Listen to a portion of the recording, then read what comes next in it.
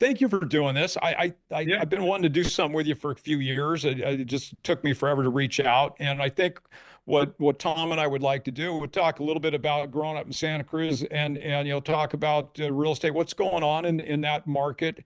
I assume you're probably primarily working with homeowners. I don't, as far as the investment component, if whatever you can sort of give us ideas on what's happening in that market, and with like rent control, what's happening with the real estate. I know you've got a lot of cranes in the air, or Yeah. threatening to have cranes in the air downtown, which is going to change the nature of that sleepy town.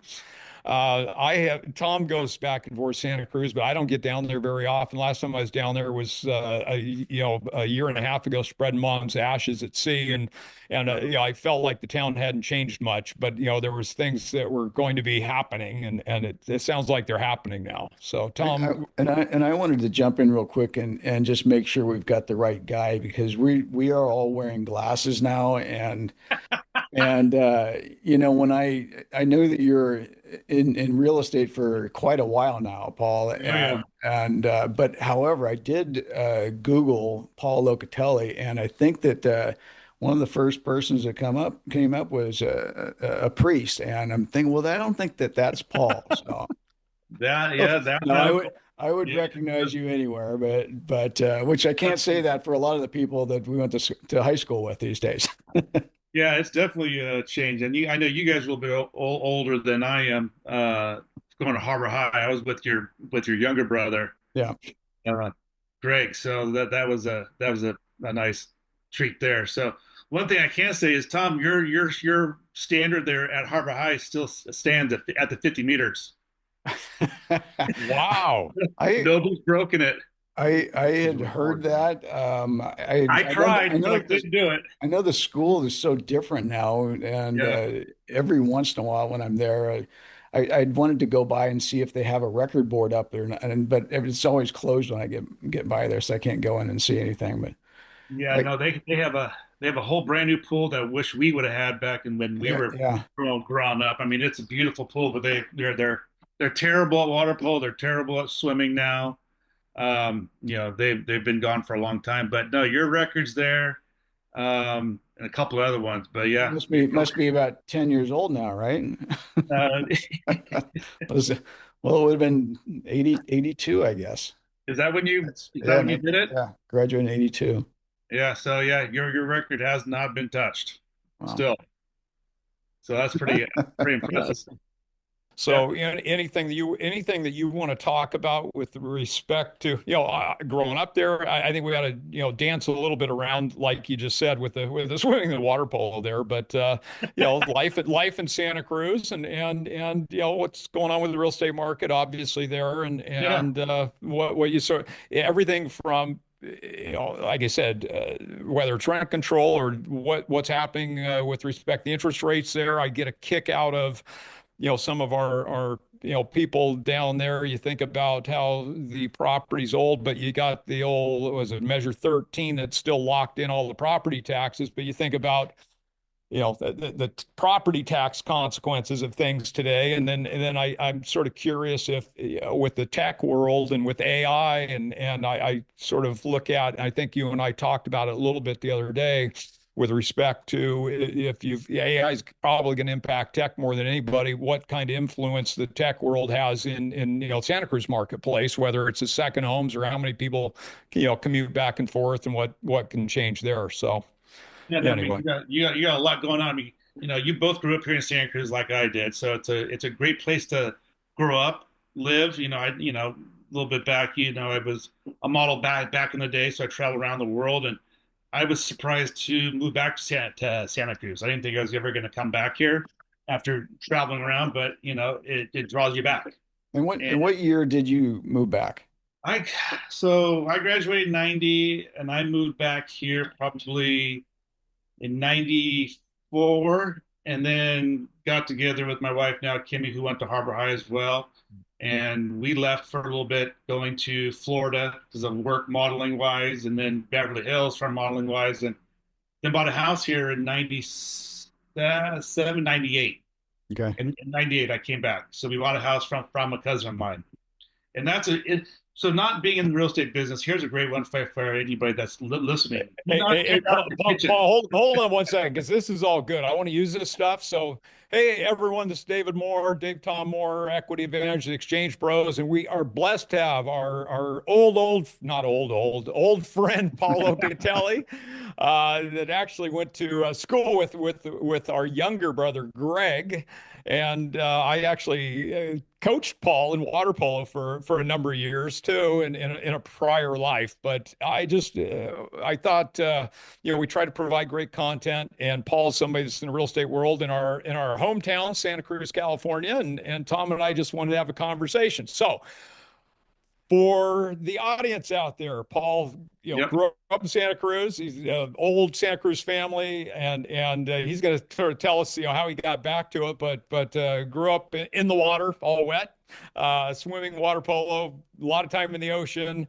Ended up taking a few years as a Versace model, which I'm sure people probably like to hear a little bit about. And then he's talking about how he has actually ended up floating back to Santa Cruz, California, and actually he's married to a gal that he went to high school with. This is a great love story too. So Yep. anyway. Yeah. Why don't you sort of pick up there again, and we'll get going on it, and then we're just going to have some fun for roughly an hour, and Yeah. talk about life, talk about Santa Cruz, talk about real estate, and where we see things going. So thank you so much, Paul. Yeah, no. So yeah, we got back here in '98. So like I said before, we were traveling around the world and coming back. And I was lucky to buy a house from a cousin of mine. Not knowing what down payment was, not knowing what an interest rate was, not knowing you had to have an appraisal on the house. I had no clue. Nobody teaches you that in high school, which I think they should, high school should teach a little more about checkbooks. Nobody knows how to write a check anymore. Nobody tells you how to balance anything. Nobody tells you how to live life. And getting thrown out there straight out of high school into the world is a big eye opener. Well, and we talk about that a lot. It doesn't matter. You go to college too, and you still don't learn what it takes to buy a house or how to file a tax return. Nothing, It's so the home ec portion of school needs to be studied and improved quite a bit, I think. I agree with Yeah, you. It really opens your eyes. I mean, my daughter who went to Santa Clara University, I gave her a checkbook. She didn't know how to write a check. yeah. I'm like, are you serious right now? So, it's pretty amazing what the kids do nowadays. But like I said, buying a house in Santa Cruz, the first thing you don't do when you don't know about real estate is you don't tear out the kitchen before the house gets appraised. So that's what I did. I tore the whole damn kitchen apart because I'm like, hey, it's my house now. I'm going for it. And the lender goes, okay, we're going to come by and do an appraisal. I go, well, what's that mean? And they're like, well, we have to come by and make sure you have a kitchen, you have bathrooms, everything's kind of working order. We're going to measure it out and make sure everything's there. I'm like, there's no kitchen. So what now? So back then in '98, we were freaking out going, do we have to put down all $250,000 to buy this house?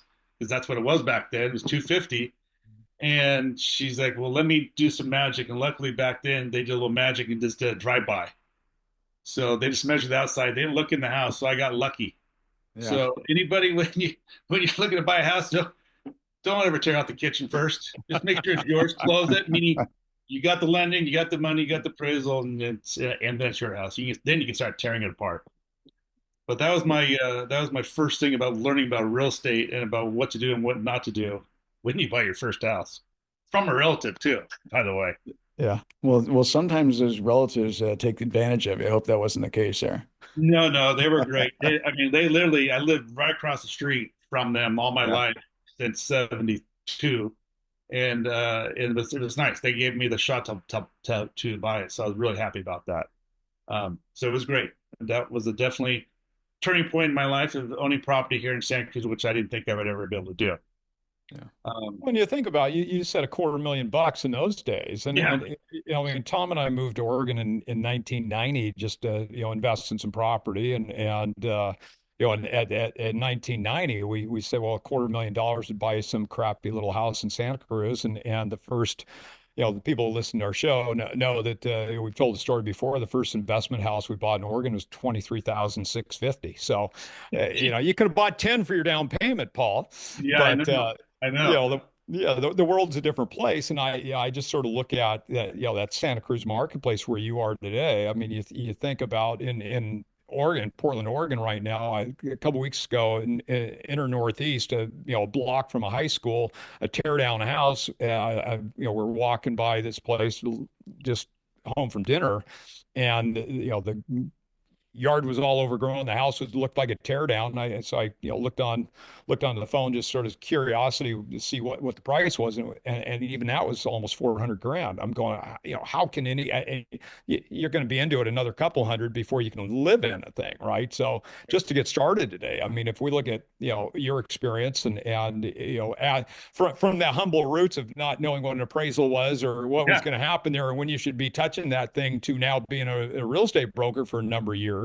Yep. I mean, that's a learning curve, and so I look at these markets and what's happening there, and it's really you're in a place where Santa Cruz, like I said earlier, I sort of jokingly say it's sort of locked in time in some ways, but now it's changing, and with change, people are for or against it. But it's some of these projects I know that are being looked at for downtown Santa Cruz are really going to change the nature of that town entirely. Yeah, I mean, you're talking about downtown. I mean, we all knew it was like just a regular brick and mortar places down there. Now they're letting 5, 6 story high rises go in, which is literally covering all of downtown. I mean, I tried to go park there yesterday, and they tore out the whole parking lot because they're putting in a library in. And I'm like, I hate to say this, who's going to go to the library nowadays? And they're putting a library down below, and they're building 7 stories above it, and there's already 5 other big, huge buildings down there. So it's like, yeah, Santa Cruz has definitely changed. The rental market has definitely changed. If you want to talk a little bit about that, I mean, I do own a property management company that Nick Marie and I have been doing for 10 years. And it's been easy getting these college students in there in these, 6 unit houses, and you're getting ten to $11,000 a month. Well, they built so many townhouses and condos now that these kids can get a brand new place for, they're still spending $4,000 for a little 1 or 2 bedroom place, but it's brand new, and the parents feel safe because it's in a locked building. So that's the big change now is all these new high rises they're building. I think they're for the college kids because there's nowhere for the college kids to go. And that's what been a lot of people been complaining about, especially on the west side of Santa Cruz, is rents are too high and there's nowhere to live because all the college kids. Now there's plenty of places for the kids, and now the people that own these houses that we rent for, they're complaining, and now we're have to doing onesie twosie rooms to get their place rented. Rent out Wow. one room, and that's something that we've never done before. Now we're learning this, so it's definitely Santa Cruz has definitely changed dramatically downtown Santa Cruz. So just percentage of people renting versus owning across the board, I imagine. Yeah, that percentage I don't know. I mean, probably a lot of percentage. I mean, there's still a lot of people. We'll talk about the west side of Santa Cruz. Still, is the majority is the old timers that own probably 50% of it. There's a Yeah. lot of families in the west side of Santa Cruz, which you guys know, that own the majority of the homes. They bought them all these little things back in the 60s and 70s for 16, $17,000 and kept them. Oh, yeah. And you talk about Prop 13. Well, that's changed because we got Prop 19 now, where if you inherited these properties, you could get them at their tax basis, but not now. They're up in the taxes. So now a lot of these people that really can't afford to hold on to them are now going to start selling them, which I've seen that a lot lately.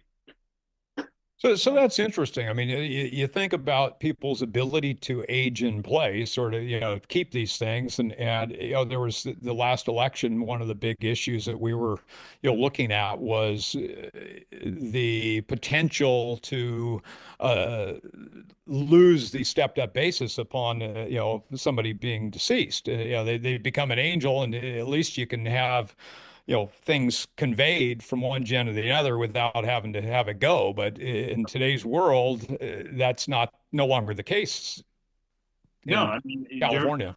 no, yes, California, Santa Cruz is like a lot of these kids have moved out because, like we said, it's expensive to live here now.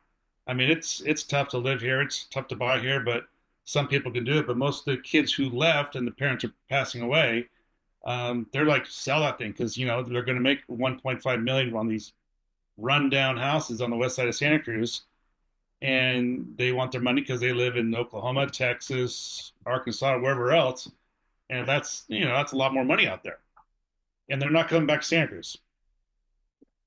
So you were blessed, I mean, to have a career that was lucrative enough to get back. And I just sort of remember when Tom and I left, I mean, people, there's this whole world that thinks, well, everyone has the right to live wherever they want to live. And we moved from we love Santa Cruz, right? I mean, when we left California, I don't think either one of us thought we were going to be living our life elsewhere.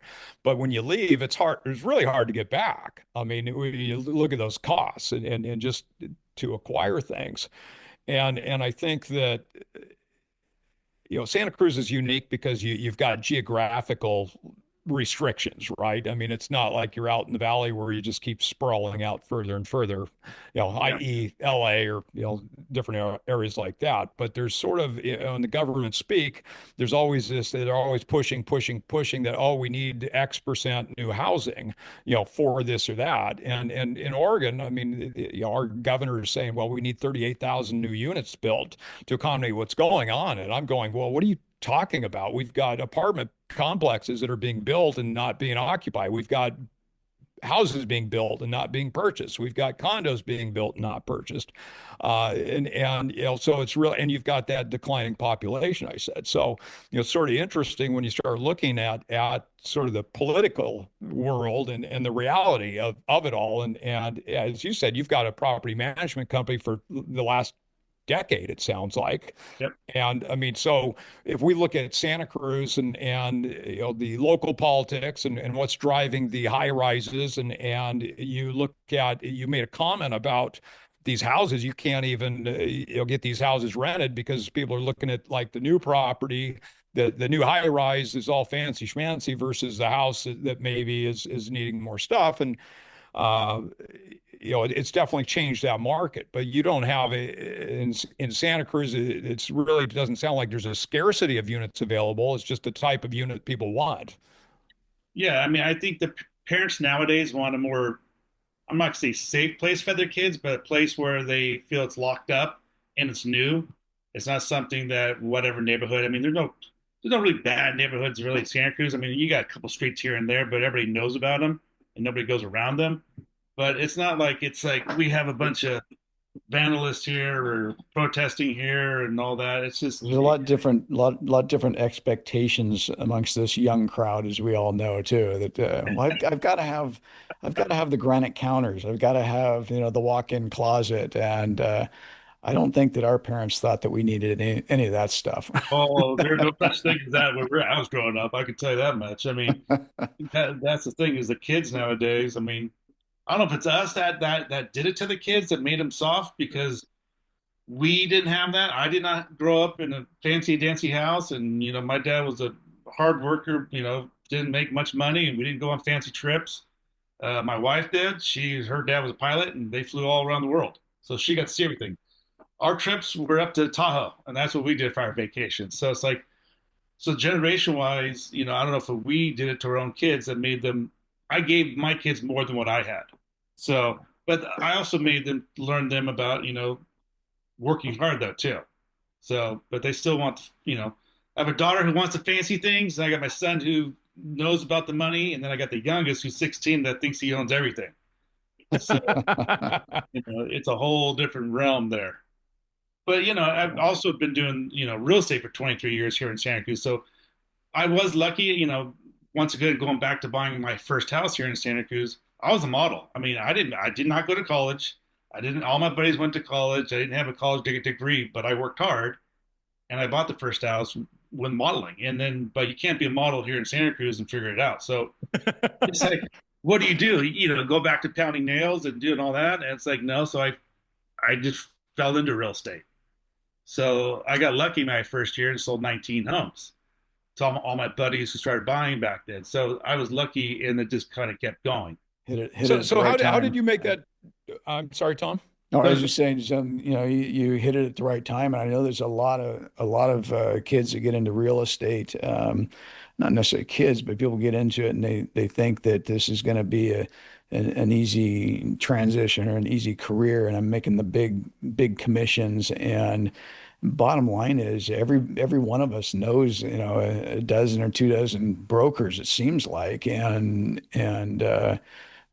for them to trust that new guy on the block, that's big. But if you get in and you've got all your friends that are buying, and it's certainly a leg up. Yeah, no, it definitely helped out back then. I mean, Yeah, there was what 1,200 agents here in Santa Cruz, and all of a sudden it went to 2,000. I mean, Santa Cruz, we all know, is not that big of a town. yeah, Every Tom, Dick, and Harry is freaking a real estate agent. Every grandmother's a real estate agent, and it's like, yeah, how do you keep it going? So I've been through the ups and downs and like to see it. And nowadays, I will say kids, because we are the old guys around the block now, and I'm 53, and the kids are like coming up 25, and they want handouts. They want that Zillow lead. They want this and they want that. They don't want to work for it. yeah. They want that free lead, and but they have to pay for it. I mean, truthfully, people here that work for some other companies, they have Zillow leads. They work for a company that gets Zillow leads. So what they say, okay, you get that commission, great. 33% goes to Zillow, 33% goes to the house. You get yours 30, and then 5%, whatever else is going to Tom, the tax man and everybody else. So really, what are you working for? If you figure out the hours, time, and effort, that 30% check you're getting is probably 12 to 15 bucks an hour. Mhm. Wow. And depending on which company you work for here in town in Santa Cruz, that's not even your lead anymore. So if you ever left and you think, oh, that's my lead, that I got that from Zillow, I worked with them for a year and all that, you leave that one company, that's their lead. That is not your lead. And that's the Really? one. Oh yeah, that's one thing they don't teach you around here. I mean, part of work is getting your own leads. It's talking to Yeah. people. It's being, when I first started, it's like I was hanging out business cards left and right, and that's how you get leads and talking. There was no Zillow back then, but like you're saying, everybody wants the easy way. There's no such Yeah. thing as easy way to get there. You can get there, but it's not your lead if you ever move on. Because there's a couple decent brokers here in town that keep those Zillow leads. So Interesting. yeah, it's weird because they want that easy time, which I So, don't so think. when you first made the decision to get involved with the real estate, why did you do that initially? I had to, because like I said, there's only one way to do it. I had a wife, I had a new baby, and a house payment. So I could have kept traveling around the world, mauling and did the thing, but I would not be home. So I had to figure out what else I could do in Santa Cruz, no college degree, and figure it out and make That money. that lifestyle was not going to suit the family well, huh? Yeah. No, Yeah. and a bunch of my firefighter buddies, they started before they're like get into fire. Well, I couldn't become a firefighter because like there's no money. You had to go through time and schooling and everything else. I'm like, I got bills. I can't just stop everything and become a firefighter. Wish I did. I could have done both, but it's I had But responsibilities. so what year was that when you got started? I got started in real estate. Uh, I got started in 2001. Okay. So going I was still go, modeling and still good at this stuff. yeah, so going into the recession, I mean, how did things when you worked? I mean, Tom and I mean, we started our business here in 1991, and it did nothing but grow until all of a sudden a recession, and I mean we lost about 90% of the business at that point. I mean, the real estate market just stopped for us. And I'm just sort of curious your experience going through that. And the reason I ask that is just, yeah, you think about the impact of all this stuff that quote unquote makes things easier for people, whether it's Redfin, Zillow, whatever it is. I mean, you look at the numbers they put on a property and how accurate they are, right? And at the end of the day, it's relationships and your personal experience. And I think people don't know what they don't know. And I think when we're young, we sort of think we're invincible until we've got knocked down a few times. So, you obviously went through those recessionary periods, and they've taught you some lessons. Yeah, how did that impact you, and what did you learn? And going forward, I think all these people that are coming in now, if they haven't seen these things, and we work a lot in the Delaware statutory trust space, which is passive investment, sort of an end game. So, for example, the people on the west side that's selling all these crappy old houses they don't want to deal with, if they don't want to pay the tax, if they didn't inherit it, that's a place to go to get the mailbox money, right? Now, we always say, hey, use that stuff as a place to go to get a listing or a property you want. Give them a place to go. But you think about in that space, for example, you had that whole world started in 2000, and 2000 there were half dozen companies in that space. We get into oh 07, oh 08, oh 09, and all of a sudden there were 70 sponsors, and then we get to 10, 11, 12, and there's six again, right? So now we're back up to 60. And that tells me that 55 have never seen a bad day. Yeah. So when you start looking, you survived that time, you're in the business, and so you sort of look at your time in the business and what you've learned through those years, and how what was the impact to you during that recessionary period? I mean, I'll tell you, I got my college degree in that right then and there because what you're saying, 2000, 2001, that was the dot-com when people came in with all their money over the hill from Silicon Valley coming in. They're buying stuff with their stocks. So it was an uptick. It was a great time, going up. I worked for a local company here, started our own company, became the broker of it. And we were flying high. We were raising money. We had a real estate company that did lending. We did property management. We did investments, and we did developments. So we raised money to do a condo conversion out in Florida in 2006. So we had 170 Wow. units in Florida. We converted it, we fixed them all up. We converted from a apartment building to a condos, and we were selling them off left and right, and we were doing well. And so that was we got a return. Everybody got a return. So if you put 100,000 in, you got 150,000 back.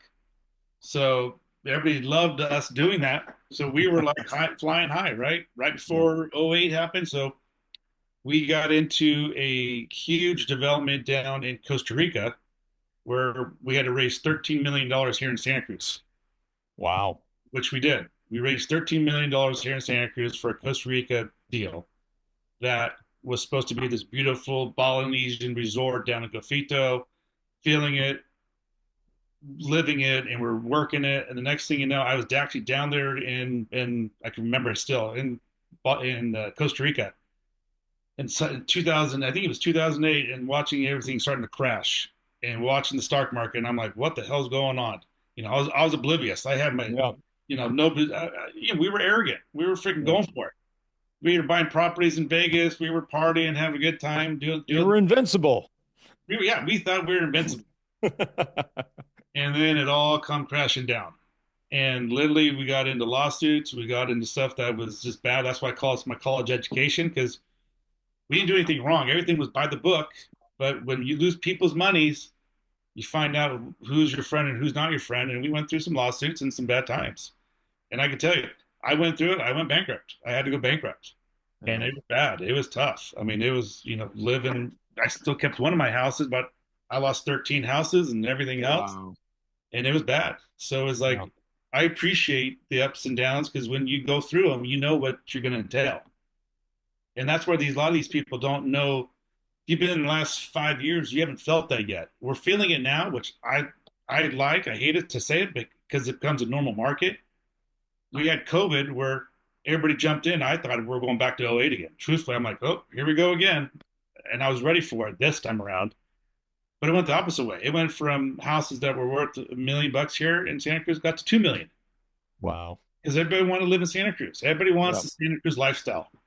They want the lifestyle here. They want to go surf. They want to mountain bike. They want to enjoy the weather. They want to wear t-shirts and relax, even though you're billionaires walking down the street. So it's like, and it changed what Santa Cruz was and is. You had a lot more people. And so people were buying houses through Zillow, no contingencies, didn't see the house, free money. Interest rates were down at 2% to 3%. And it's like, hey, we're having a great time. I'm like, oh no, it's coming again. I don't care how great it is. I know it's coming because I've been through it and you guys have been through it.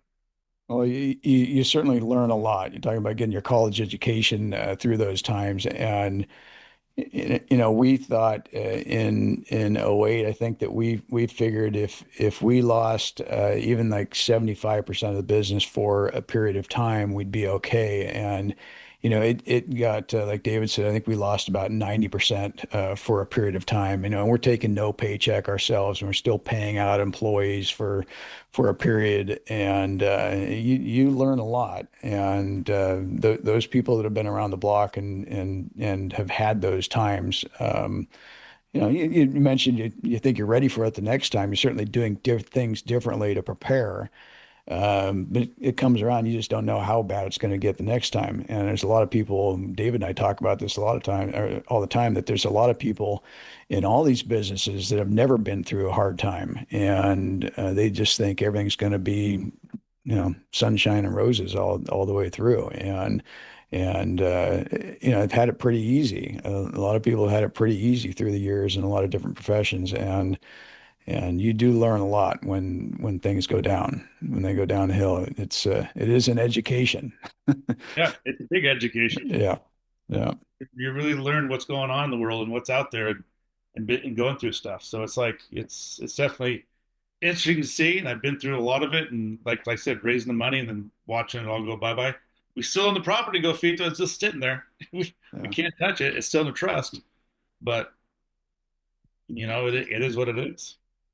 So you guys, I mean, as far as your family, you still have like some farm property, you've got some land, right? Or not? Or Yeah. is that gone now? And No, yeah, we still have that 400 acre. I mean, we have property up in Empire Grade. It's yeah, 400 acres. yeah. My great grandfather bought actually was 2,500 acres way back in the day when he came up in Wow. the 1800s. Um, but he sold that off to Lockheed back in 1950, I believe.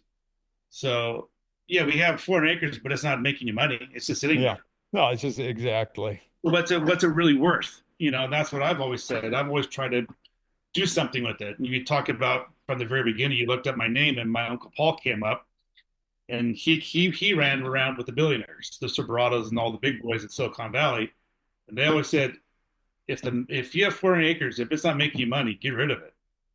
But we have it. It's been the family, and all my sister likes to do is ride horses on it, and you shoot guns on it, and ride dirt bikes. That's So it. so if you Hey, well, look that's at that's worth quite a bit these days, Paul. Yeah, I know. I know. Just It's like to have doing someplace that you can go do that, that's worth a lot, I think. Tom's looking that. at that kind of stuff right now, but just not in Santa Cruz. I guess I'm blessed because we can do that here in Santa Cruz. I mean, there's not Santa Cruz. There's all the big lands get sold off. You guys know about the cement plant that used to be here. Yeah. That was 2,000 acres down in Davenport that just got bought out by the land trust. So we're literally getting surrounded by all of the environmentalists and by all the trusts that want to let people hike and do their whole 9 yards and do all that. And I think we're one of the last people up there with that much property that is getting surrounded. And sooner or later, when my parents pass away, depends on how far it gets. Sooner or later, either my kids, something's going to happen. Well, I look at that, Paul, and I think about your first comments, and for some of the people on this listening for future context, they might say, well, 5, 6 stories is puny, right? But in Yeah. Santa Cruz, it's not. And No. yeah, I mean, I spent a lot of time down in San Diego, and there's all this turmoil going on right now down PB, Pacific Beach, Ocean Beach, all those areas down there because people are wanting to go vertical on stuff. But your comment about, I once again, the politicians doing this stuff, or you start look at that cement plant, right? So they start buying up all that land, to save it all, and then they can complain that the cost of real estate's so high, but they're squeezing everything, so the only place to go is vertical. Yep. And back to your comment on COVID, people were moving to Santa Cruz. Why? I mean, because they wanted that lifestyle. So instead of maintaining that lifestyle, they change it to the same crap that they left. Sorry, technical term, but it's just sort of interesting to me. I mean, in Oregon, we've got Yeah, we in Oregon we've Yeah. got, land use laws where basically they say, well, there's no land to develop. Well, get in an airplane at nighttime, fly over it and see how much light you see. There's none. I mean, there's open space everywhere, but they Yeah. want to squeeze us all in these places. And so you change the nature of the communities. I mean, they want to engineer the demographics of a community too entirely, and typically the nicest places get built out first, so naturally they're going to be more expensive, but now you're just squeezing it. And I think it's too bad for our kids and those going forward, because where you maybe used to be able, and a lot of our friends, I mean, you're blessed to be there. A lot of our friends, you think about your friends, how many of your friends, Paul, growing up still live in Santa Cruz, and how many moved elsewhere because they sort of had to. Maybe if you had family businesses to go into, you had an opportunity there. And like you said, the tech influence in Santa Cruz has been dramatic. But you think about the number of people, I mean, when we're growing up, you think about the surfing community, you think about the West Side, and it's like, okay, that lifestyle, I don't know how you can just afford to be a surfer anymore, right? I mean, it's just a different deal. But you take all these land acquisitions, you take it out of a productive use, and all you're doing is jacking up the price of everything else too. Yeah, yeah, 100%. I mean, yeah, the surfing world is gone. We all know that anyways. The whole industry is tough. But yeah, you have all the people that grew up here. So, yes, comment about how many of my friends are still here. There's about a handful. I mean, you're right. Their parents had businesses, their parents had properties, and they were lucky ones that could stay. But the majority did leave. Um, some because they just wanted bigger. They want something bigger, and live down in San Diego, LA, different parts. But it's like it's tough. I mean, everybody wants that small community, but they also want to build it up. And there is no, like I said, why we're so expensive is we have the ocean here and we have the mountains here, and there's nothing in between, and we don't have that much land, so we have Yeah. to go Yeah. and figure it out. Interesting. Yeah, yeah. So the property management, what led you to that? I mean, what was the catalyst to put the property management company together? That was something I was thinking about back, when hard times hit, is how can I get that consistent income? And I talked to other property managers back then, and hey, we don't make a lot, but we have a consistent income, and showing if you can start building your property management, you can get that consistent income, which I've never had in my life. I've never had a consistent income. It's always been commission based or modeling based or whatever else. There's never been a paycheck. It never worked That for anybody. It's always entrepreneur. So it's like every morning the till is empty. it's always empty. Yeah. You got to refill it somehow. So that's why we got into the whole property management back then. Is now it's been consistent. Now we have 100 and some odd properties, and it's been a consistent income. And it's nice. It's nice to have. So as far as impact on that space with respect to VRBO and that whole world, how's that impacting the Well, real estate market in Santa Cruz? Santa Cruz, I think, I can't remember, what, 10 years ago or so, they passed that whole, at least in Live Oak area, where you can only have so many vacation rentals on one street. So that's where it made the vacation rental area smaller. So, a lot of people had a lot of vacation rentals here, then all of a sudden it shrank down to, 20% on your street. Yeah. I don't really get into that too much. I don't do short-term rentals. That's a whole different ball game. I mean, there are some people here in Santa Cruz that do very, very well with it, and they bought their own properties and their own vacation rentals because you can rent a house here on the beach for 10 grand a week.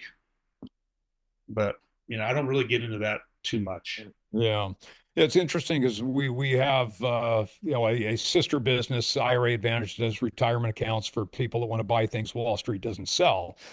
And in different communities, we had a number of our clients in that space buying properties and using the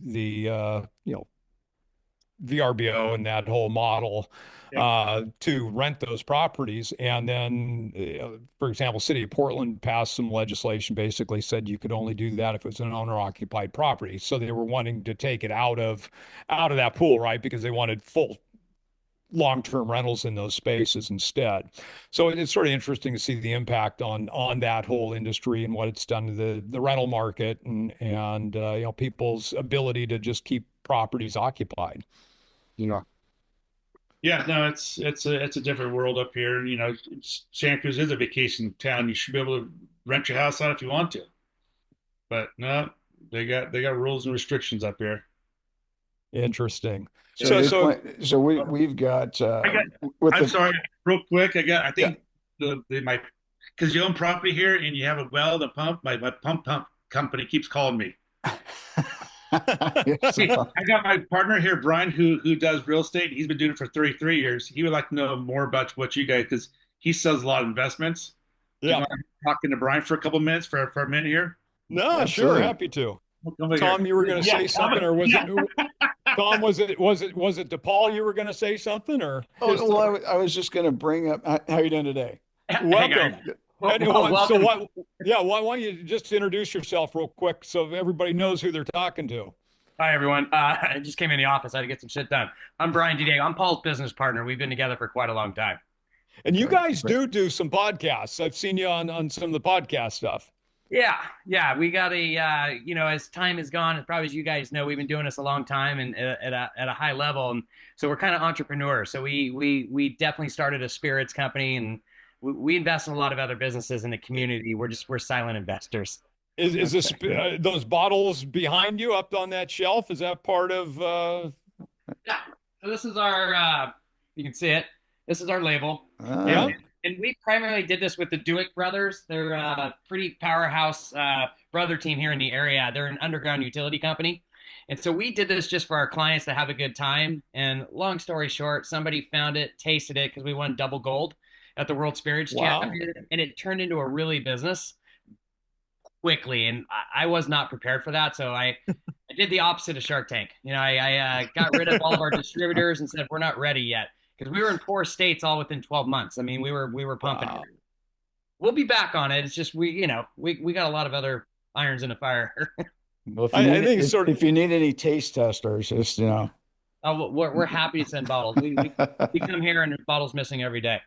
We're going to have to, yeah, we're going to have those sent out. We'll have to have an online tasting of it. It's sort of interesting. Santa Cruz for such a little place. You think about the impact globally. I don't care where you go in the world. You see the Santa Cruz t-shirts and sweatshirts and just I think that name just opens doors. So that's pretty cool. You guys did that.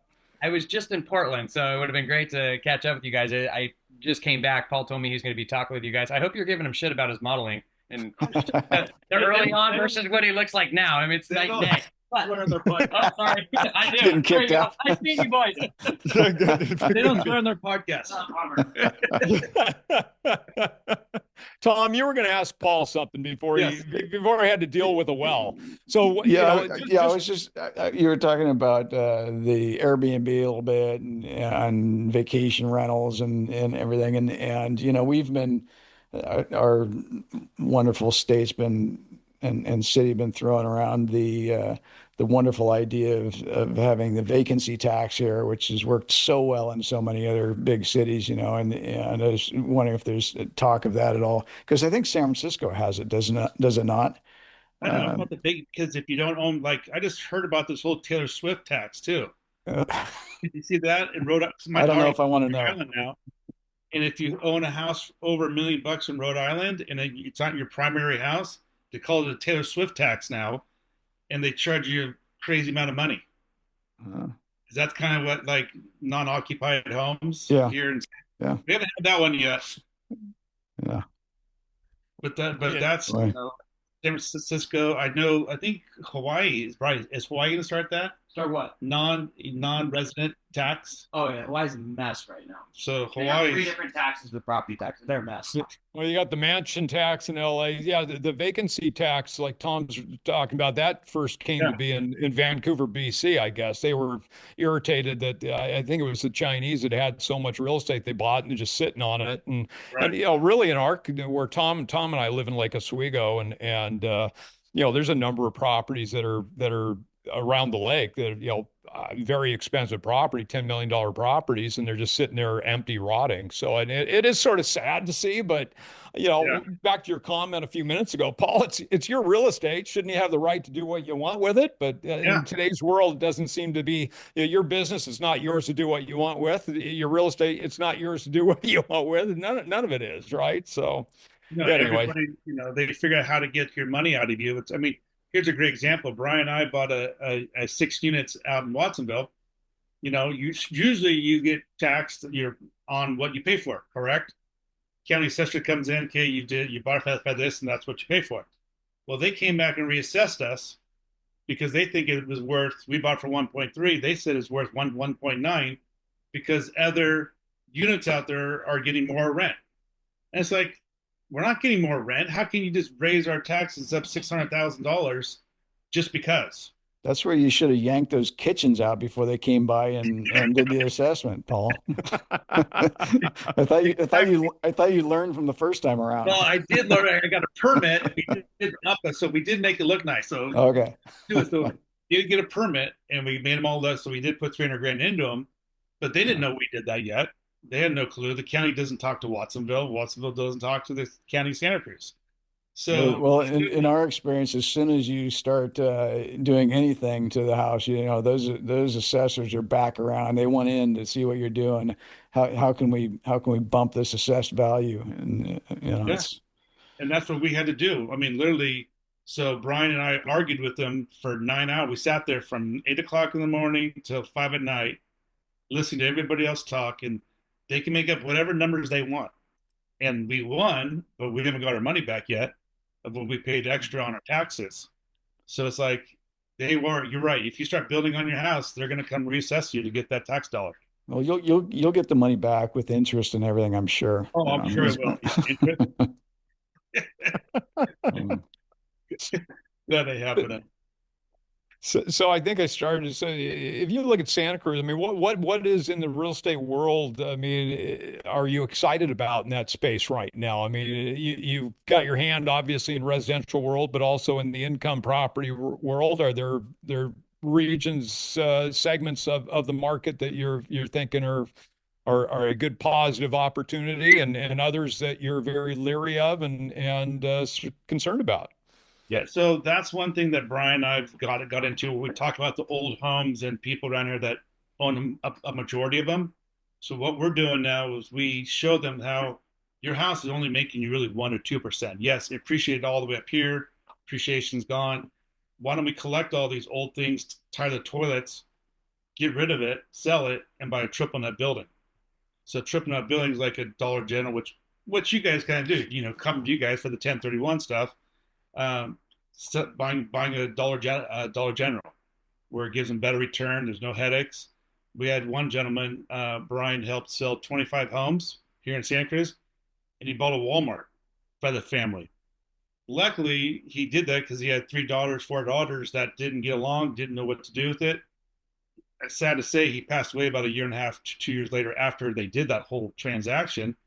But now they have no headaches, no worry about the houses, and they get a check. So what we're excited about here and what we're pushing for is helping out the people that are going to be inheriting these older homes, is round them up, show them how, hey, your rental's not making you that much money here in Santa Cruz. Get rid of it. Go buy yourself a triple net. So it's interesting. I was going to say that's a great space to be in, Paul, because we get a good percentage of the clients that come to us for exchange work are going through that process where they're just trying to set up their estate for their family members, and they know full well that they might have a single property right now, and one kid is interested in keeping real estate, others just want cash and don't want to deal with it. So helping those people out to get where they need to be for the future generations is again, I think it's a great spot to be in. So, question for your guys' business. I mean, it's happening right now. I have a friend of mine who owns 3 decent properties here in Santa Cruz. He likes property. He wants to buy something else when he gets divorced. The wife cannot handle property. but two of them are investments. Can we take money from her and help them give it to you guys so she doesn't buy it? I'll call it a REIT. You guys have REIT. You call it about the Delaware and all that. Is there other stuff to put it in so they don't get hit with taxes? Yeah, Tom, you want to cover that? I mean, even even the 721s. Yeah, so you're saying that the husband wants to go forward and acquire property again, but she just Yeah. wants some she doesn't want to deal with property, but is interested in something that she doesn't have to pay taxes on. Correct. Yeah. So Yeah, if yeah, you sell your investment, you're paying taxes and cap to Uncle Sam there, or yeah. can we give you the money and Well, say, you hey, so we again as a facilitator, we're just a temporary holding spot for those funds. So the sale takes place, money comes into the exchange account, and then you've got your 45 days to go out and identify replacement properties, a total of 180 days to close on an acquisition. So situation like that, if you've got spouses that may be splitting and one is totally comfortable and still managing properties and wants to buy in this area or in this industry, and so we can certainly do an exchange for that party going one direction, and maybe the spouse is they don't want to pay taxes, but they don't want to deal with management headaches. So yeah, they can go into something like a Delaware Statutory Trust, a DST, where it's like a REIT. It's like a real estate investment trust in the respect that you're buying along with multiple other investors, and you're buying real estate interests. With a REIT. REITs don't qualify for 1031s because it's not real estate that you're buying. You're just buying shares in this trust, and the trust owns the property. You don't own it yourself. right, The DSTs, you actually own the real estate, and they're structured in a way where you're taking depreciation like you would with any property. And when the properties sell in the future, you're taking part in that appreciation of those properties as well. So you can go into DSTs that typical hold for a DST is going to be a 5 to 7 year period, and when they do sell in the future, they're professionally managed. You're totally hands off. You don't really have say when they're going to sell or anything. But it's a 5 to 7 year hold, and when they do sell in the future, then you're free to either exchange again if you want to continue to defer taxes, or you can just take your cash out and pay taxes at that point in time, or you can do a partial exchange and take some cash out. And David brought up 721. So 721 is really the same sort of acquisition. You're buying into a DST, but that DST is going to convert to a REIT down the road, and it's usually going to be maybe a 2 to 3 year period before that conversion takes place. But when it does occur, now you've got REIT shares, and which is something that you can go ahead and piecemeal out over time if you want to. There are some restrictions on that, though, so you really have to, be in good communication with your brokers and see what the deal is with these things when they do convert. Am I going to have the ability to sell that off whenever I want to or not? So there are some restrictions on those. So there's ups and downs to that. The up is that yeah, you may be able to sell a portion of it at a time. Downside is that you cannot exchange anymore. When you do end up selling, it's not a real estate interest anymore that you're selling. that's the Yeah, 720. Paul, I like what you're doing. I mean, it is with respect to giving people a place to go. I think so often, whether somebody's trying to just buy a place as an investment, but giving people a place to go. I mean, I think so many of those old properties are sitting there languishing because people don't know anything about exchanging, even though it's over 100 years old at this point, and they don't have a place to go. So whether you're giving them the big box single tenant or the DST or an institutional tenancy in common property, the 721s. We've got I mean, unfortunately, we've got several terminal, clients right now that really they're just cleaning up their estates. They've got 20, 30, 40 houses, and they pass away. They don't want their widow to have to deal with this stuff. And the other thing is, you got these properties sitting there languishing. The people, they're sitting there because they don't know where to go, and or they don't have the money to take care of it, right? So it's just good for the local economy to have the real estate transaction happen. And when was the last time you sold a property to somebody where they didn't put a pile of money into it, right? Whether it's fixing the kitchen before it's closed or whatever it might be. But you look at that, and I think that 721 UPREIT is an interesting thing. I know there's a number of people in the DST world that don't like them, but I sort of look at it, the ultimate installment sale. The other thing that's sort of interesting about them is that typically you and I live in a world of basis and gain, right? I mean, if we're talking about our retirement accounts, we're just looking at people buy and sell properties. When it sells, the money goes back in the account. They don't have to pay any tax on it. But normally, if you got money out of your pocket, every time you sell something, you're going to be triggering gain. And by the way, as the three guys on this video today are talking, and we've lived through these things, you don't have to make a profit to have a tax consequence. In a recessionary time, if you've got debt in excess of basis, you've got phantom gain, you could lose a property foreclosure and have to pay a big tax for the pleasure of doing that. So the last recession, we did a lot of phantom gain transactions where we got no money on a sale.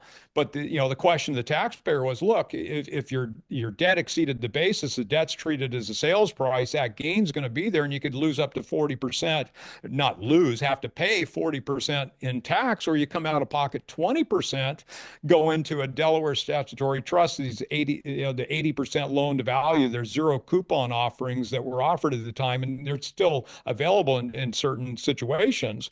But you come out of pocket half as much. They say, well, I don't have the money to go do that. Well, do you have twice as much to pay in tax and get nothing?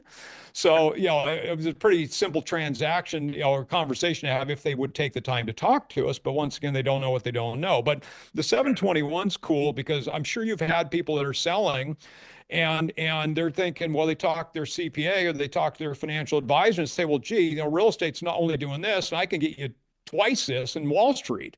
Well, is it twice that number, factoring that you lost 40% of your proceeds to tax? No. So the 721's cool because when you do the exchange into the Delaware Statutory Trust, one, all that debt's non-recourse. You're not applying for the stuff. It's not due to your credit or anything else. But when it's been held through that seasoning period, it rolls into the 721. Normally, when we sell something, even on an installment sale, the thing that you got to be aware of is that you're going to pay tax on debt relief and depreciation recapture into your sale, whether you get a single payment or not. I think a lot of people have no idea that's the case. I will tell everybody, it's like seller carry, you better get enough to pay the three guys on this call, right? I mean, you're going to want to get paid your commission. I'm going to want to get paid to do the exchange. Escrow's going to want to get paid. And you better get enough to, retire if there's a first on it, unless you're doing a wrap. So you got to make sure you got enough to take care of that, but also to pay the tax on that depreciation recapture or debt relief. The 721 is cool because usually you're paying tax through that gain until you get your basis. And a lot of times people say, well, I bought it back to your first house. I bought it, I put 250 into it, or, maybe it was a $500,000 house at the time. That would be your initial basis, the purchase price. But if you look at and whatever you make over it, you're going to pay tax through the gain until you get your basis and you get it out. And a lot of people think, well, hey, I put this into it, I should be able to get it out without paying tax. And that's not the way the world works. But the 721 sort of does work that way, because what happens is we'll have somebody do that exchange into the 721, and when it rolls into the shares of that UPREIT, you can sell those shares through the basis with no tax until you get to the gain. And don't ask me why it's that way. Some senator had one, right? I mean, but that's just the way it is. So if somebody wants to go buy Wall Street stuff, I'm going to say, well, look, instead of losing 40% to go buy the Wall Street stuff, why don't you do the exchange into the DST, the 721, and then, when it's gone full cycle at 721, sell through your basis and use that money to go buy Wall Street stuff. So that's something that we need to, as agents, need to know a little bit more about that. Because I say 721 around here. I out of 1,500 agents, I probably two might know what that means, Yeah. Yeah. and that's something that's great knowledge to have. Yeah. Well, Especially and here. and, You know, and, Tom and I always say we're happy to learn, tired of being taught, right? I mean, and yeah, you're sort of in the same boat. You go through the ups and downs in the market. You've got stories. I mean, for the person that just signs up and starting selling real estate today, I mean, you're dealing one with people that think money's free, and two, they've never seen a bad day. So, I mean, you gotta. I mean, I used to have a lot more hair on my head. I've been kicked in the head a few times, and hopefully I've gotten a little smarter because of it. uh, yeah, no. So one question they're going to have is what kind of returns are they getting on the DTSTs and 721s? Just like regular 5-6%. So The, Tom and I spent. I'm going to let Tom answer the question, but I'll just say we spent. So last in April, we were at a broker dealer conference, the biggest broker dealer in that space. We listened to 40 sponsors pitch their properties, their investment offerings, Tom, yeah. and they all talked about ROI. We spoke on IRAs and 1031s at that conference, and then we listened to all the property pitches. So. Yeah, you hear numbers all across the board, Paul, for all different types of things. I'll say that the DSTs, when you go into them, there's um, one of the good things about DSTs is that if somebody goes out of a piece of property that maybe they've got a small plex property and they've paid down the debt most of the way, maybe they've still got 25% debt on the property or so, they can go into whether it be one DST or multiple DSTs, they can pick up DSTs that are maybe debt-free DSTs for a good portion of it. If they don't want to take on any more debt than what they currently have, they might put a lot of their money towards debt-free DST and then pick up a little bit that is maybe a 50% leveraged, so that they end up with, at the end of the day, they end up with kind of that same 75% between a couple of different acquisitions. You can go into DSTs that are highly leveraged, that David mentioned, the zero coupon DSTs. Zero coupon DSTs are going to be somewhere around the 80% mark, maybe as high as 85. We've seen for a few of them over the years, but those are DSTs where you're buying into them. You really just need debt through your exchange, and they're not going to pay out monthly. Most of the DSTs are going to pay out cash on cash somewhere uh, around the 5% mark. Some of them might be a little bit less. Some of them might be even still as high as 6 to 6.5, and some might quote a little bit higher. But I think you can expect to be somewhere around 5.5 for a lot of the DST for your cash on cash, and really it's just mailbox money. So you put a few $100,000 into something, you're going to get a monthly deposit to your bank account. And again, they're held like a 5 to 7 year period, and then when they do sell, that's where you're going to probably make your money if it's a good investment, because that's where you're going to take part in the appreciation. Um, and we ask this all the time, but what of these things, when all is said and done, what's the annualized rate? And it's been pretty good for most of these people. A lot of them end up with an annualized rate of return that's, when you take into consideration the monthly and the appreciation when it sells, they might be 15-16% for a lot of these things. So it's pretty decent. Um, we've seen others that have sold that where people have doubled their money, and of course, there's ones where people don't do so well. Um, but and like any investment, we've got a lot of the clients that go into these things when COVID hit. Like all real estate, one of the big industries or big areas that got hit was hospitality. Yeah. So people would go into, people had hospitality DSTs, and they're, paying out like clockwork, and all of a sudden there's no more monthly income, and they're getting all teed off, and what's happening with my money, and they're contacting the brokers all the time. Well, if you had owned a hotel yourself at that point in time, that money's been shut off.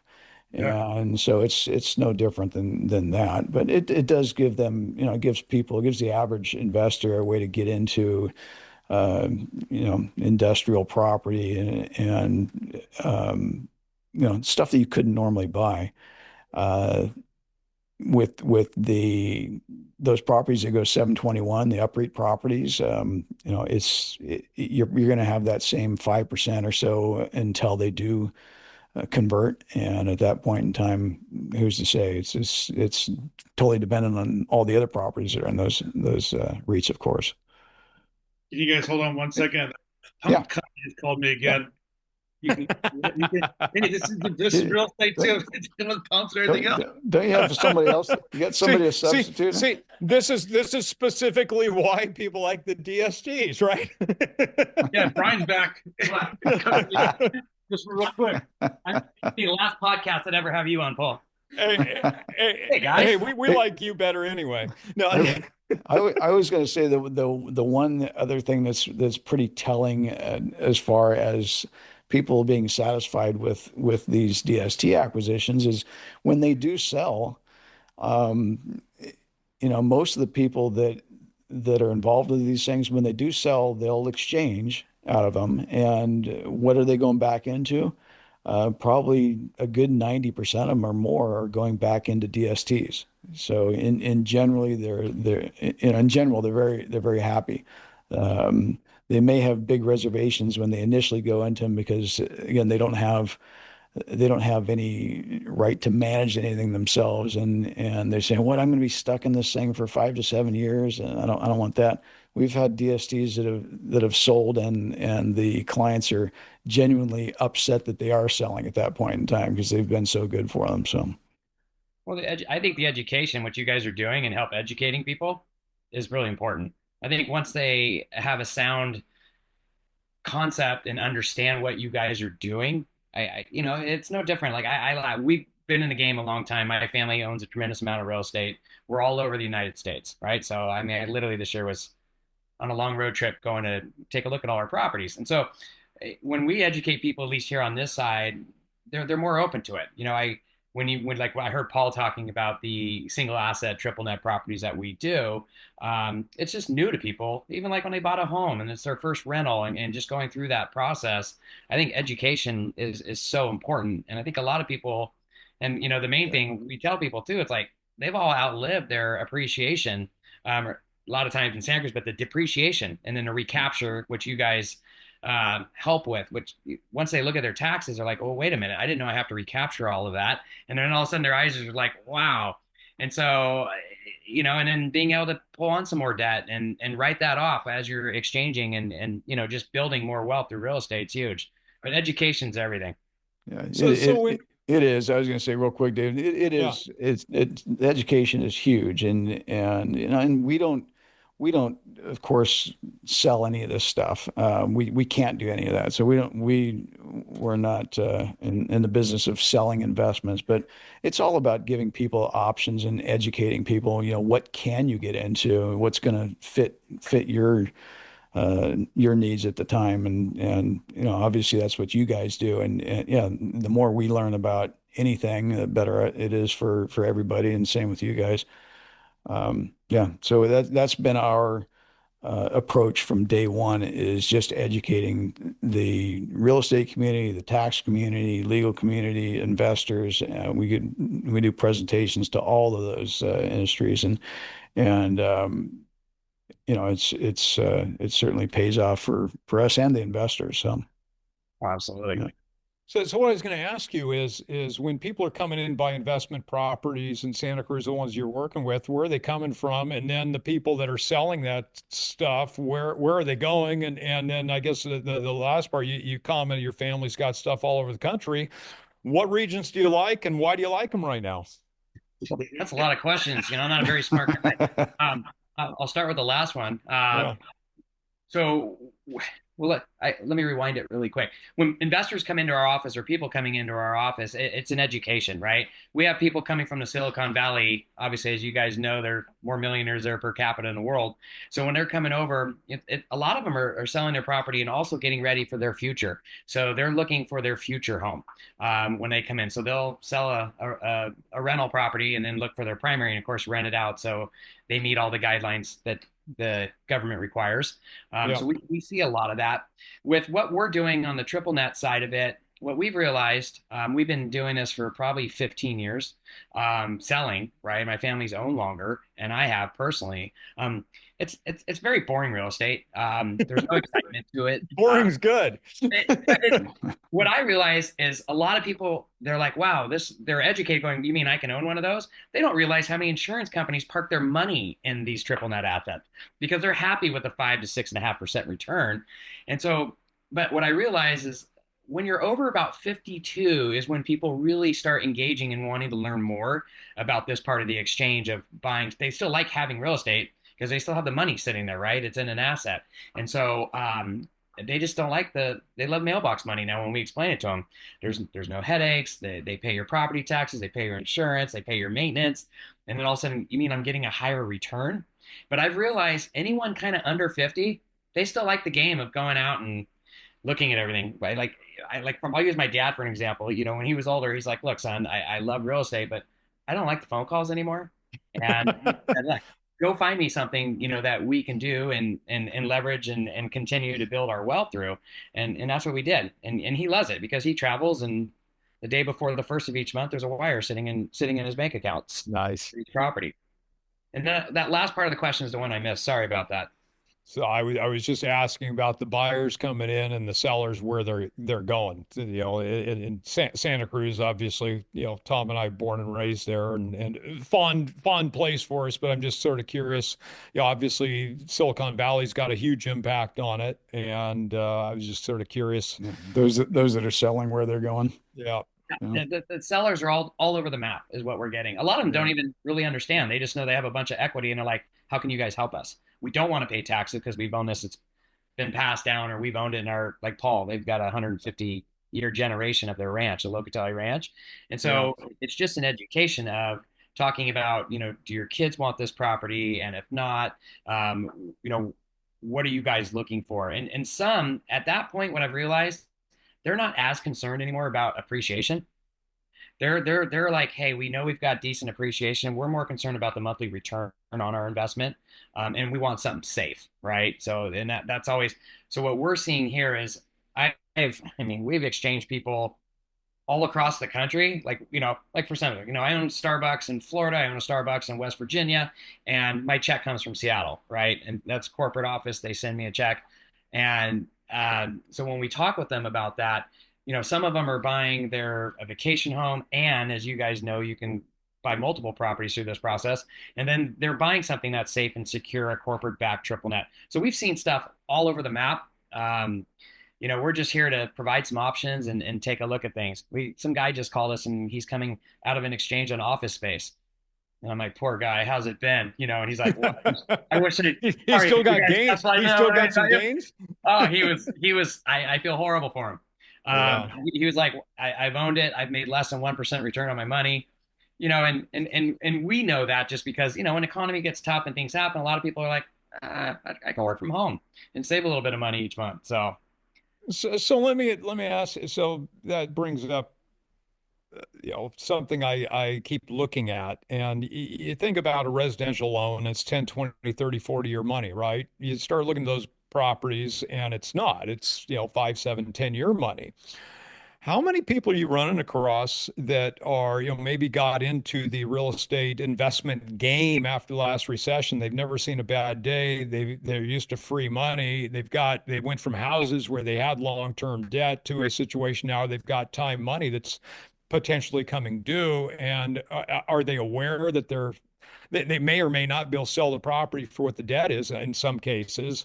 and whether they understand whether they're going to have any tax consequence, even if the thing didn't go up potentially through phantom gains. I mean, are you seeing having conversation with people saying, hey, if I refi this thing, I bought it at 3.5 and now it's going to be 7, the property doesn't work, they're going to want a capital call to get the deal done. Are you having those conversations?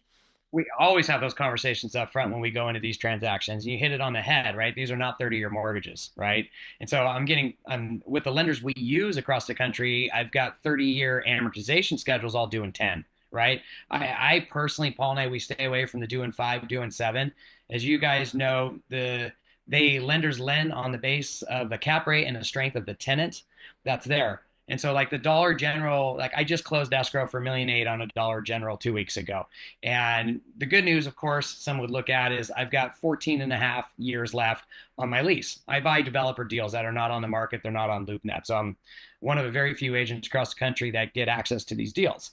And so it's great that I got a long-term lease, but I have to explain to people the negative of these also is they've also got 4 or 5 year options. And so if things are going well and you can make a higher return, they've got you. They've got me for basically 34 years.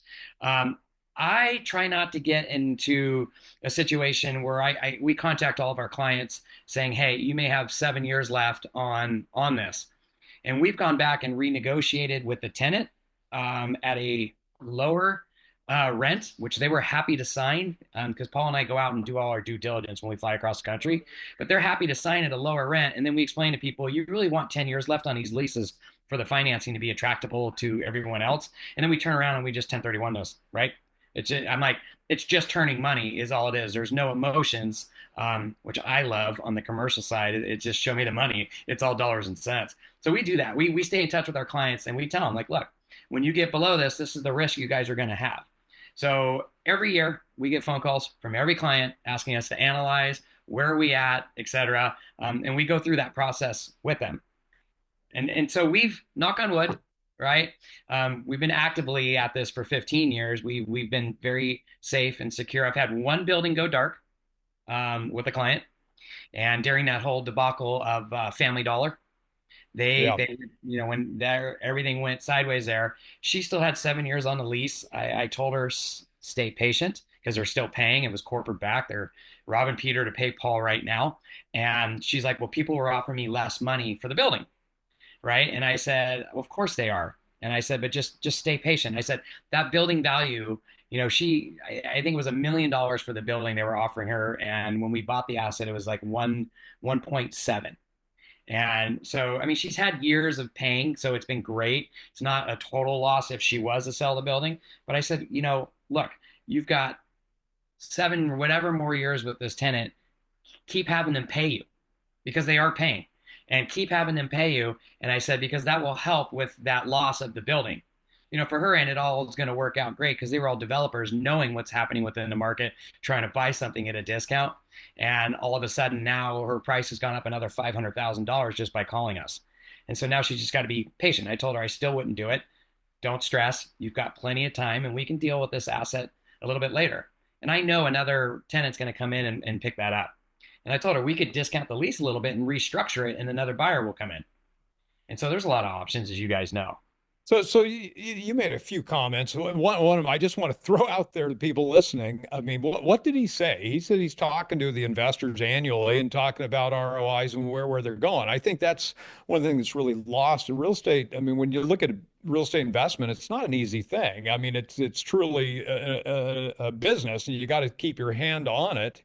And if you're not treating it that way, I think Wall Street world, we've got all these financial advisors that really take and take an active role and stuff. They're measuring things, but so often in real estate, and I think, and I'm curious, is that through your brokerage? Is it through your property management that you're doing that? Because the property manager, so often the property manager is running, managing the asset, but they're not really. I think the lost opportunity is somebody that really takes an active role and is rationalizing the investment and measuring the return, like that life of that investment. You made another comment about depreciation too.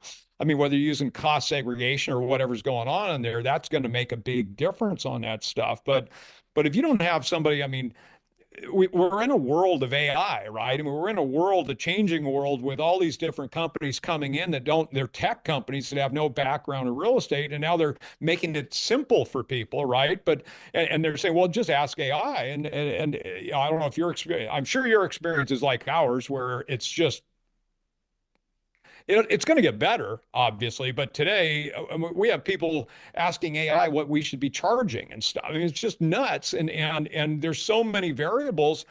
You know, how can AI tell you what a return on a given property is going to be when, how does AI decide what even if we look at cost seg in the most basic sense of dirt to improvements, let alone cost seg? I mean, the ROI is going to change dramatically just on the allocations of improvements, right? I mean, that changes everything. So, I mean, you just, I said it earlier, you don't know what you don't know, but I think it's interesting that you guys are taking that position annually to be looking at stuff, because every investment's going to have a useful life. And you're always going to be looking at some point, the equity creeps up to a level where the ROI no longer makes sense.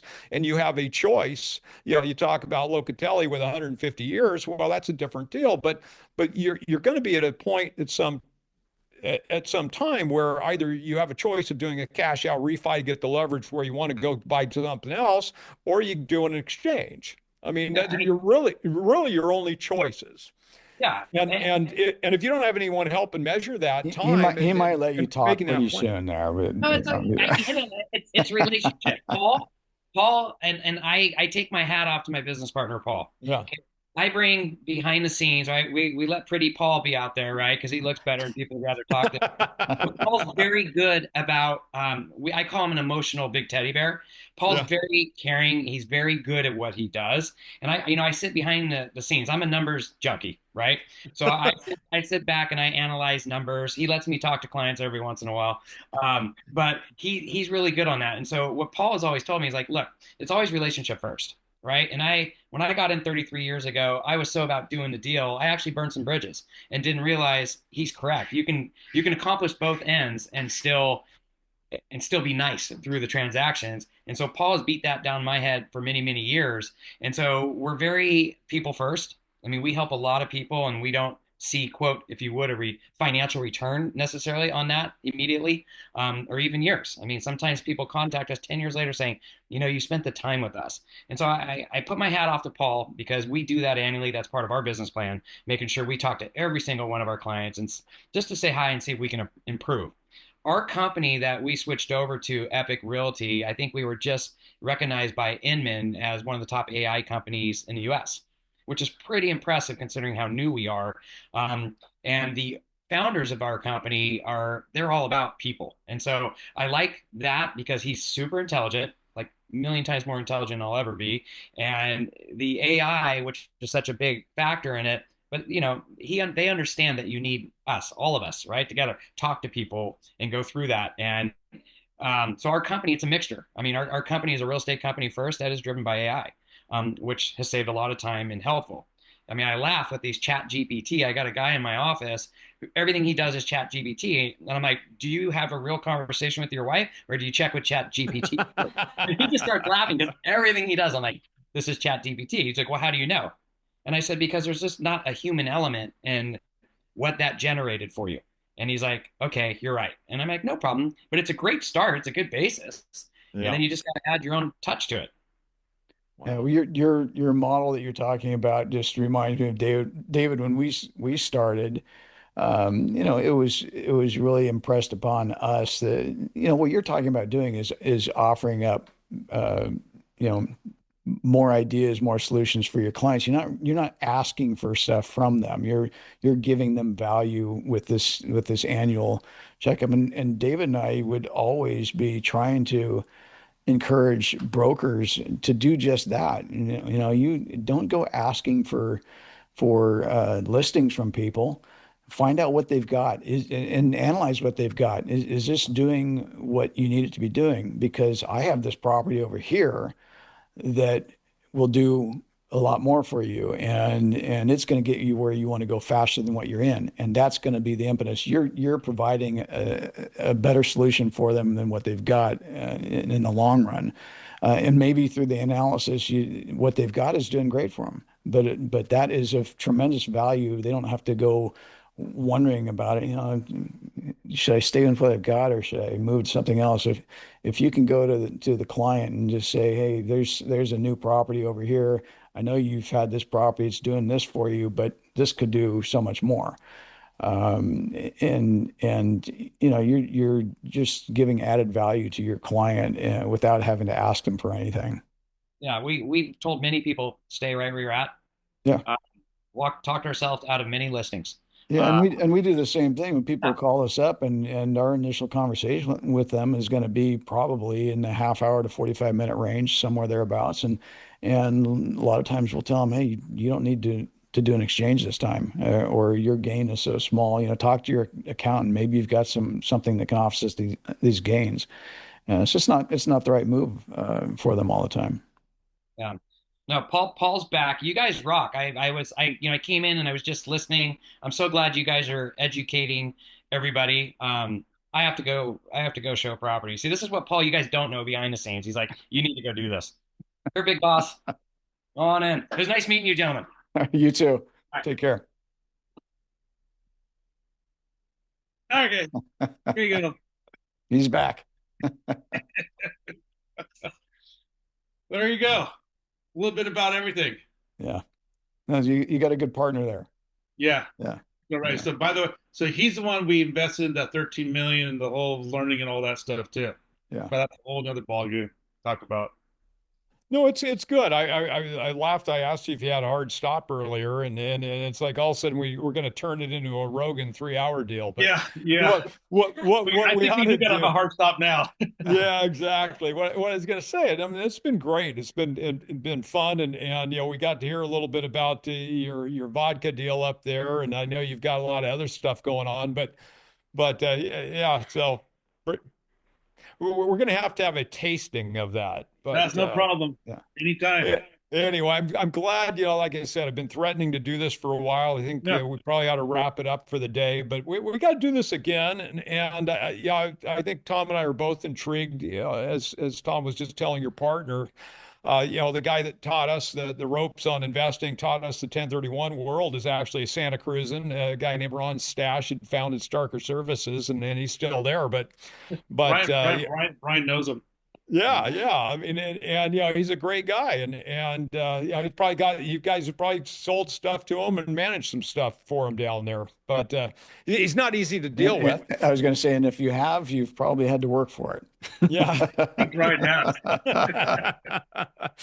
But you know, we used to ride in his minivan back and forth from Santa Cruz to, you know, Oregon, and these 10, 12 hour, you know, information downloads, and we just go look at property all day, get up and have some breakfast someplace, talk about what we were going to do, go look at property all day, go to happy hour that night, talk about what we'd seen, and then he'd you know, help us. He said, oh, what do you guys want to make offers on? And then he had all his own purchase sale agreements, his personal ones, and then all the contingencies, and he was all into psychology and everything too. So he said, okay, we want this, so we're going to ask for these things, we'll give them these things, and we'll get what we really want. And Yeah. but it was always, you know, really it was doing, you know, talking about some of the stuff you guys just, you know, talked about, and Tom was just explaining that. So it's good to see that. But it's been fun. It's been Yeah. fun talking with you today. And we didn't give you a hard time about the modeling. Maybe we'll have to have, you know, a story of, you know, actually real quick before we go away. What was the most memorable event you had in that world? I mean, good, bad, funny. You probably can't what talk was about it. a story? Yeah, one that you can tell, Paul. Something that Yeah, people get a kick out of. But you know, it's like, okay, that was Paul version, you know, Well, whatever, you know 2, what? 3. A good version, clean version is when we were doing a runway shoot in Italian Riviera. We actually had to swim, and I was 18, so straight out of water polo. We had to swim from a boat inland to the runway. And half these guys were like, didn't know how to swim, or some barely swam. Literally, one guy could not swim, and he started to drown. Wow. So I had to drag him about 200 yards from the boat to the beach and get him on the beach. I mean, that was probably the most memorable things. I mean, there's a lot more, but that was something that, like, literally, if nobody spoke English really, they just like threw us out there and like, okay, swim in. Like, okay, I'm fine. And this is in the dark. By the way, this is in the dark too. Oh, So that was kind of fun. You know, a bunch of guys freaking speedos, which I was used to again. yeah. Was. So it wasn't a big deal to me, but a lot of guys were a little shocked. Yeah, my daughter Cece, who does, she's behind the scenes here. She does all our videography, social media, all this stuff. But she said, we'll have to find a video of that. That'd be funny. Doesn't exist. Yeah. So Paul, for people out there, if they want to reach out and get a hold of you, what's the best way to do that? Just call me. You call me at 831-750-9795. I hate emails, so just call me. Hey, I'm with you. It's like a phone call can save a lot of time if we get people to do that. So, hey, it's been a lot. Last night because I wasn't looking at email all day yesterday.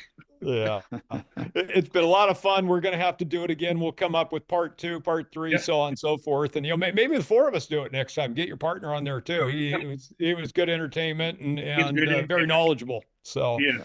Yes. Tom, you got anything you want to wrap up with? No, I think that's it. No, it was really great to talk to you again, Paul. It's been a long time.